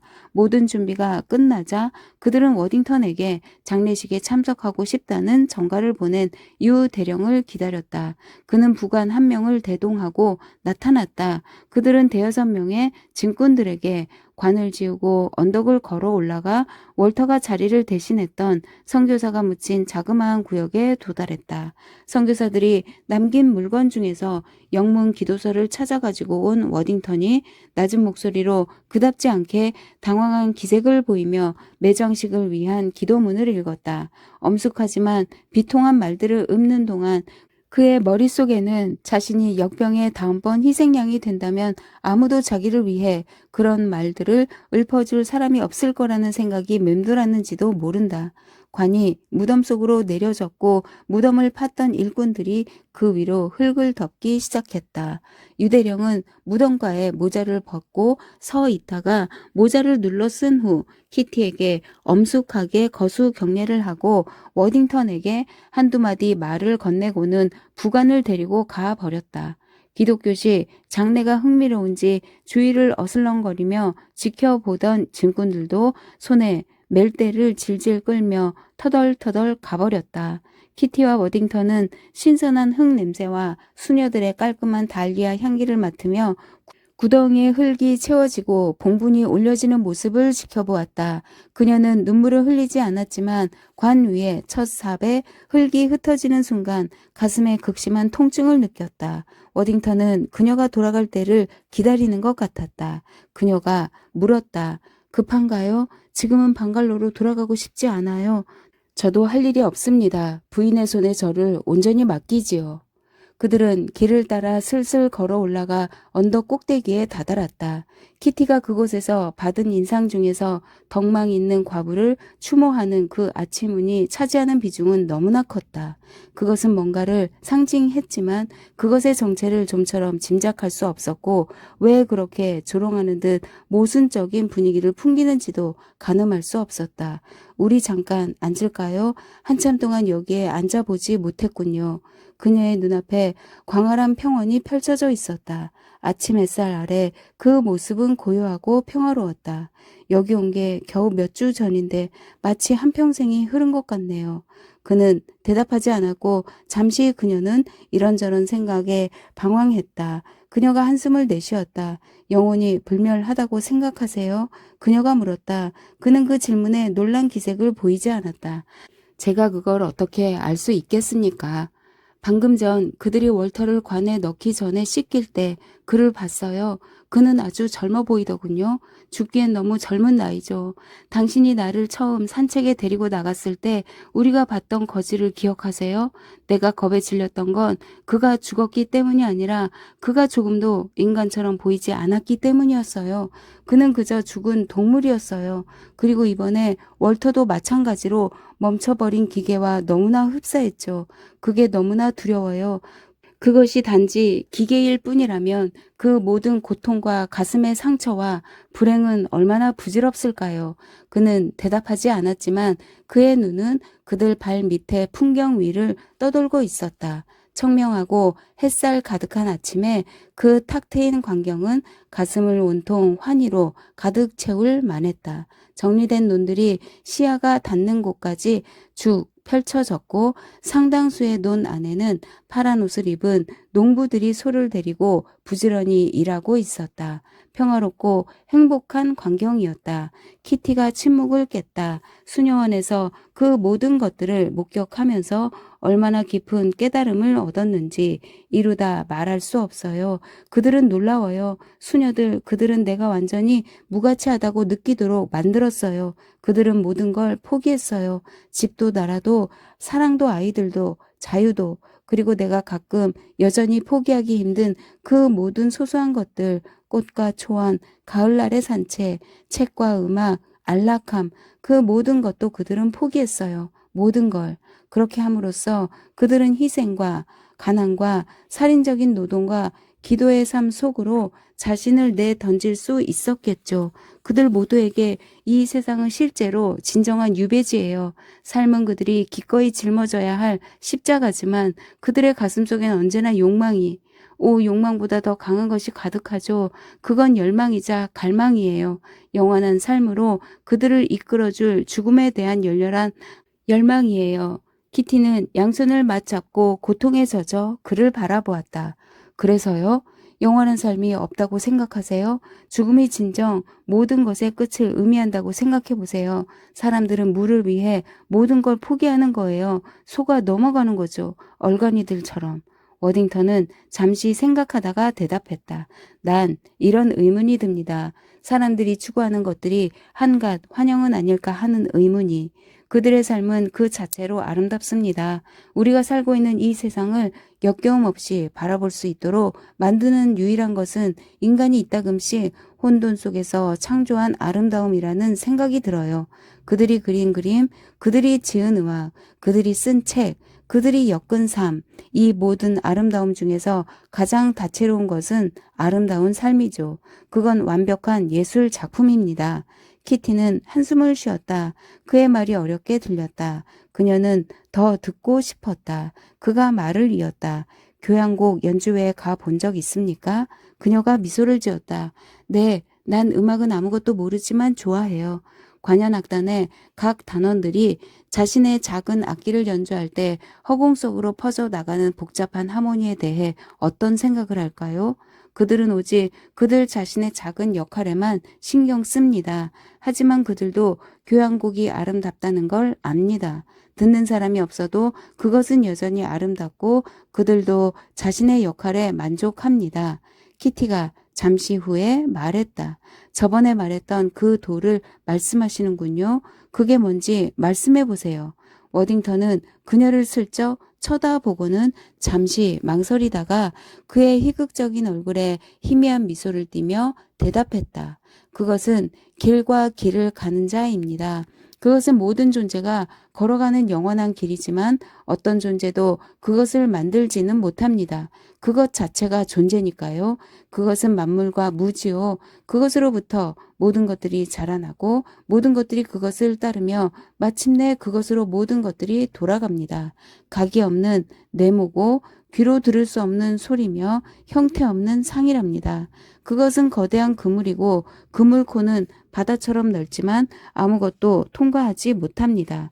그리고 모든 것들의 피난처가 되는 성소입니다. 그것은 아무것도 아니지만 창문 밖을 내다보지 않아도 그것을 볼 수 있습니다. 소망하지 않기를 소망하라고 그것은 가르칩니다. 그리고 모든 것을 흘러가도록 내버려 두라고 합니다. 겸손한 사람이 온전히 지속됩니다. 굽히는 사람은 똑바로 섭니다. 실패는 성공의 밑거름이고 성공은 실패가 도살인 함정입니다.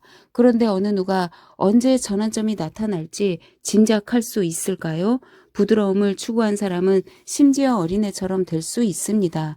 부드러움은 공격한 자에게 승리를 불러오고 방어한 자에게 안전을 가져다 줍니다.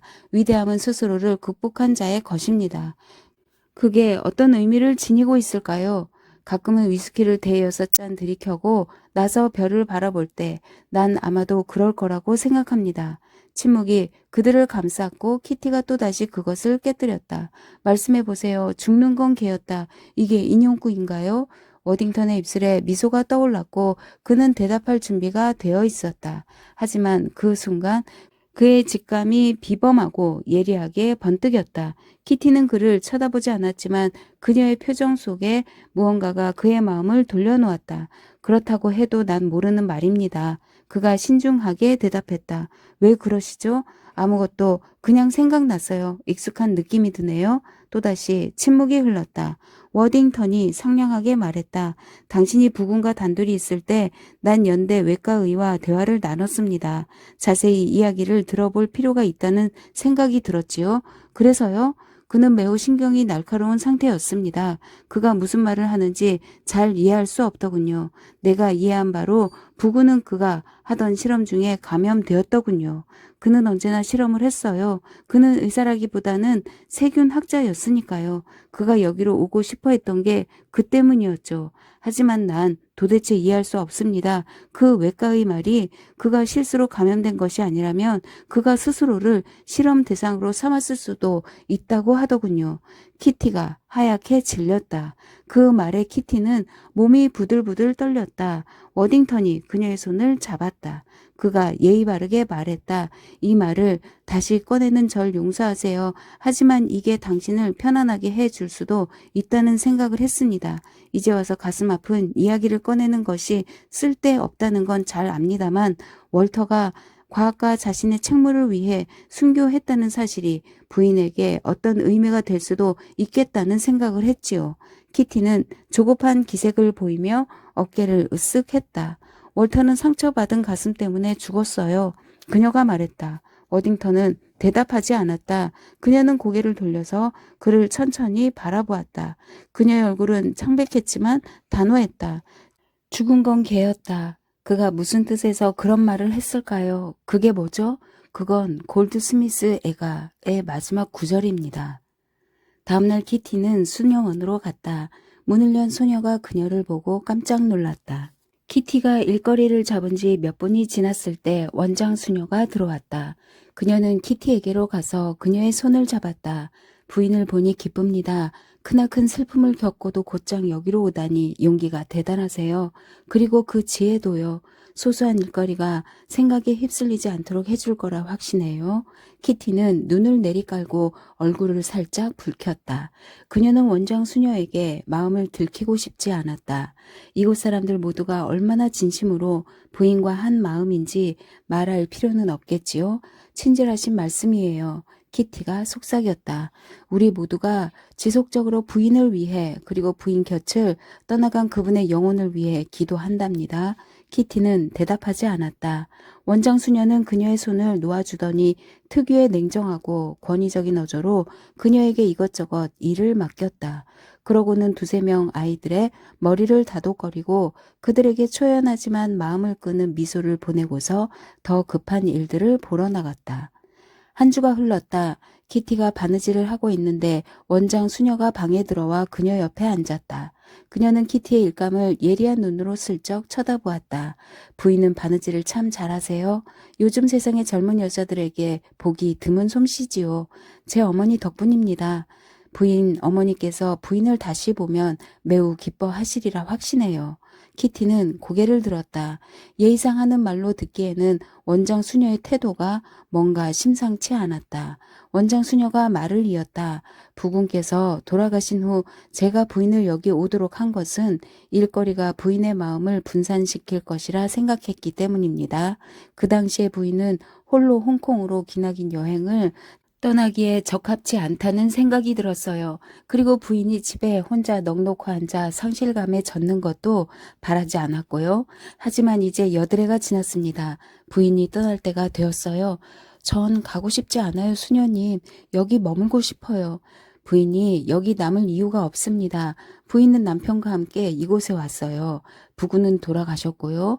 부인은 곧 보살핌과 관심을 필요로 할 상황에 처해 있지만 여기서는 그게 불가능합니다. 부인의 의무는 주님께서 부인의 보호 아래 맡기신 존재의 안녕을 위해 사력을 다하는 것이랍니다. 키티는 잠시 침묵했다. 그녀는 고개를 떨어뜨렸다. 여기서는 제가 쓸모 있다는 생각이 들었어요. 나에 대해서 그런 생각을 한다는 건 대단한 기쁨이었어요. 전염병이 끝날 때까지만이라도 제 일을 계속 하도록 허락해 주시면 좋겠어요. 우리 모두 부인이 우리를 위해 하신 일들에 깊이 감사하고 있어요. 원장 수녀가 살짝 미소를 지으며 대답했다. 하지만 이제 전염병의 기세가 한풀 꺾였고 여기 오는 길도 그다지 위험하지 않게 되어서 광둥에서 수녀님 두 분이 오시기로 했답니다. 그분들이 곧 여기 도착하실 텐데 그렇게 되면 부인의 도움이 필요하다고는 생각지 않아요. 키티의 가슴이 무너졌다. 원장 수녀의 말투에는 반론의 여지가 없었다. 그녀는 이제 원장 수녀를 알 만큼 알았고 간청해봤자 부질없는 짓이었다. 원장 수녀는 키티를 설득해야 한다고 생각했는지 목소리에 성가시다는 기색은 없었지만 어쨌든 지엄한 어조를 띠고 있었다. 워딩턴 씨가 친절하게도 제게 조언을 구했습니다. 그 사람은 자기 일에나 신경 썼으면 좋았을 것을 키티가 끼어들었다. 그가 그러지 않았다면 나야말로 그에게 조언할 작정이었답니다. 원장 수녀가 점잖게 말했다. 지금 부인이 계실 곳은 여기가 아니라 부인 어머니의 곁입니다. 워딩턴 씨가 유대령과 함께 부인을 충실히 호위하도록 조처를 취해 놓았으니 부인의 여행길은 안전할 겁니다. 그가 가마꾼이니 짐꾼까지 다 마련해 놨어요. 하녀가 부인을 따라갈 거고 부인이 통과할 도시들에도 다 조처를 취했습니다. 사실 부인의 안전을 위해 가능한 모든 것이 완비되었어요. 키티는 입을 꽉 다물었다. 그들이 결정은 키티에게 달렸다는 태도로 그녀와 상의할 수는 없었을까? 그녀는 날카롭게 대꾸하지 않으려고 자제력을 발휘해야 했다. 그럼 언제 출발하죠? 원장 수녀는 침착한 상태를 유지했다. 부인이 홍콩에 도착하는 대로 영국행 배를 타시는 게 좋겠어요. 우리 생각엔 모레 새벽에 출발하는 게 좋을 것 같아요. 그렇게 빨리 키티는 울고만 싶었다. 그럴 만도 했다. 그곳에도 그녀의 자리는 없었다. 모두들 나를 내쫓지 못해 안달이군요. 그녀가 서글프게 말했다. 키티는 원장 수녀의 태도에서 느긋함을 감지했다. 원장은 키티가 항복하려는 기색을 느끼고는 무의식적으로 더욱 자비로운 어조를 띄었던 것이다. 이 너그러운 양반들도 나름의 방식이 있구나 하는 생각이 들자 키티는 유머 감각이 발동하면서 눈을 반짝거렸다. 내가 부인 마음속에 선함을 보지 못했다고 생각지 마세요. 스스로 젊어진 의무를 버리려 하지 않는 존경스러운 인간에도 잘 알고 있어요. 키티는 앞을 똑바로 응시했다. 그녀는 어깨를 살짝 으쓱하고 말았다. 그렇게 고매한 미덕은 그녀의 몫이 아님을 스스로 잘 알고 있었다. 그녀가 남으려는 이유는 달리 갈 곳이 없기 때문이었다. 이 세상에 내가 죽든지 살든지 눈꼽만큼도 신경 쓸 사람이 없다고 하면 흥미로운 화제거리가 되겠지. 원장 수녀가 상냥하게 말을 이었다. 집에 돌아가기를 주저하다니 이해할 수 없네요. 이 나라의 많은 외국인들이 큰 희생을 감수하고서라도 부인이 가진 기회를 잡으려고 할 텐데요. 하지만 당신은 아니죠, 수녀님? 우리 경우는 달라요. 우린 고국을 영원히 떠난다고 생각하고 여기 왔어요. 키티의 상처 입은 감정들 중 하나가 마음속에 어떤 욕망의 불을 댕겼다. 수녀들이 모든 자연스러운 감정에 그토록 초연할 수 있는 비결에서 그리고 그들 신앙의 갑옷에서 약점을 찾고 싶은 심술일 수도 있었다. 원장 수녀에게 인간의 약점이 조금이라도 남아있는지 그녀는 알고 싶었다. 수녀님이 아끼시는 것들과 자라온 환경을 다시는 못 보신다니 수녀님도 가끔은 힘드실 거라는 생각이 들더군요. 원장 수녀는 잠시 망설였다. 하지만 키티는 원장 수녀의 아름답고 근엄한 얼굴을 아무리 뜯어보아도 그녀의 평정에 변화의 흔적은 찾아볼 수 없었다. 이제는 늙으신 내 어머니께는 힘든 일이지요. 나는 어머니께 하나밖에 없는 딸이니까요. 어머니는 돌아가시기 전에 나를 한 번이라도 더 보고 싶으실 겁니다. 하지만 그건 이루어질 수 없어요. 우리가 천국에서 만나기 전까지는. 누구나 자신을 아끼는 이들을 생각할 때면 그들과 단절된 채 살아가는 것이 과연 옳은 일인가 하는 자문을 피하기는 힘들어요. 지금 내가 택한 길에 대해 후회한 적이 있냐고 물어보시는 거죠? 갑자기 원장 수녀의 얼굴에서 광채가 흘렀다. 전혀요, 전혀. 난 사소하고 무가치한 삶을 희생과 기도의 삶으로 교환했습니다. 잠시 침묵이 흐르다가 원장 수녀가 한층 더 경쾌한 태도로 미소를 지으며 말했다. 부인께서 작은 꾸러미를 가지고 가셨다가 마르세유에 도착하시면 우편으로 붙여주십사 청하고 싶네요. 중국 우체국에 맡기고 싶지 않거든요. 그걸 곧 가져오죠. 내일 주셔도 돼요. 키티가 말했다. 부인께서 내일 여기 오시기엔 너무 바쁠 거예요. 우리와의 작별 인사는 오늘 밤 하는 게 더 편하실 겁니다. 그녀는 일어나 풍성한 수녀복으로도 가릴 수 없는 넉넉한 위엄을 내 보이며 방을 나갔다. 곧바로 조제프 수녀가 들어왔다. 작별 인사를 하러 온 것이었다. 그녀는 키티에게 편안한 여행이 되길 바란다고 말했다. 유대령이 그녀를 단단히 호위할 것이니 절대 안전할 것이며 수녀들은 늘 혼자 여행을 하지만 아무 해도 입지 않는다고 말했다. 바다를 좋아하냐는 질문에는 오 주여 부인을 연발하며 인도양에서 폭풍우가 몰아칠 때 배멀미로 얼마나 고생했는지 말도 못한다고 했다. 키티의 어머니가 딸을 보면 얼마나 기뻐하겠냐. 그녀는 이제 스스로를 돌봐야 한다. 어쨌든 그녀는 이제 작은 영혼을 그녀의 보호 아래 두지 않았느냐. 그들은 모두 그녀를 위해 기도할 것이다. 자기도 그녀와 그녀의 작은 아기와 불쌍하고 용감한 의사 선생의 영혼을 위해 계속 기도할 것이라고 했다. 조제프 수녀는 언변이 좋고 친절하고 애정이 많았지만 키티는 자신이 그 수녀 그리고 영원에 몰두한 수녀의 시선에게 육체나 실체가 없는 유령에 불과하다는 걸 의식하고 있었다. 키티는 그 땅딸막하고 사람 좋은 수녀의 어깨를 움켜잡고 마구 흔들고 싶은 거센 충동을 느꼈다. 이렇게 외치고 싶었다. 내가 인간인 걸 모르나요? 불행하고 외로운 인간? 난 평안과 위로와 용기를 원해요. 오 잠시라도 신에게서 눈을 돌려 내게 작은 연민의 감정을 느낄 순 없나요? 모든 고통받는 것들에 대해 품는 기독교적인 연민 말고 단지 나를 위한 인간적인 연민은 없나요? 그런 생각이 키티의 입술에 미소로 번져나왔다. 그러면 조제프 수녀가 얼마나 기겁하고 놀라겠는가. 그리고 모든 영국인들은 미치광이라는 그녀의 추측이 단숨에 확신으로 바뀌겠지. 키티가 대답했다. 다행히 저는 배를 아주 잘 탄답니다. 한 번도 배멀미를 한 적이 없어요. 그때 원장 수녀가 작고 말끔한 꾸러미를 들고 돌아왔다. 이건 어머니의 영명추기를 위해 내가 만든 손수건들입니다. 이름의 머리 글자는 우리 여자애들이 수를 놓았지요. 조제프 수녀가 그것이 얼마나 아름다운 작품인지 키티도 보고 싶을 거라고 말하자 원장 수녀가 그런 말 말하는 순박한 미소를 지으면서 꾸러미를 끌렀다. 그 손수건들은 얇은 면직물로 만들어진 것이었는데 수 놓인 머리 글자는 글자의 딸기 잎에 왕관을 씌운 복잡한 모양이었다. 키티가 그 솜씨에 적당히 찬사를 보내고 나자 손수건은 다시 포장되어 꾸러미로 키티에게 넘겨졌다. 조제프 수녀는 그럼 부인 전 이만 가볼게요 하는 말과 함께 예의 바르고 사적인 인사를 되풀이한 다음 가버렸다. 키티는 이제 원장 수녀에게 작별을 고할 때가 왔다고 생각했다.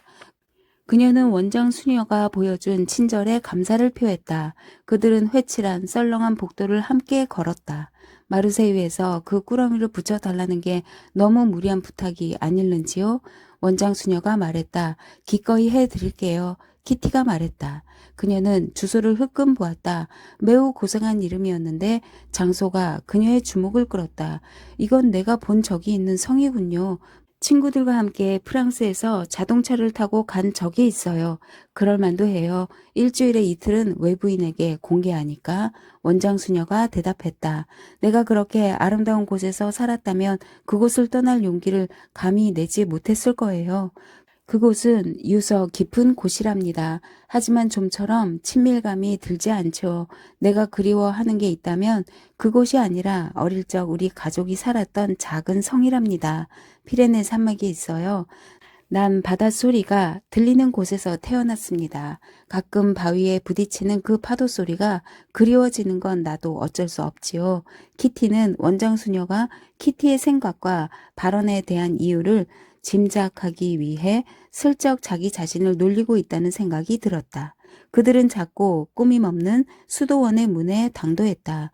원장 수녀가 그녀를 팔에 안고 입 맞추는 바람에 키티는 깜짝 놀랐다. 키티의 뺨에 창백한 입술의 감촉이 느껴졌다. 그녀는 처음엔 이쪽에 그 다음엔 저쪽에 번갈아가며 키스했는데 너무 뜻밖의 일이라 키티는 얼굴이 빨개지면서 울고 싶은 충동을 느꼈다. 안녕, 주님의 축복이 있기를. 그녀는 잠시 키티를 팔에 안고 있었다.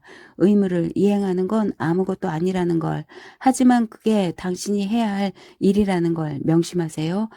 그리고 손이 더러워지면 반드시 씻는 것보다 더 기특한 일은 없다는 것도요. 단 한 가지 중요한 것은 의무에 대한 사랑입니다. 사랑과 의무가 하나면 은총이 당신 안에 머물 거예요. 그리고 당신은 모든 이해를 초월하는 행복을 맛볼 겁니다. 수녀원 문이 마지막으로 그녀 뒤에서 닫혔다.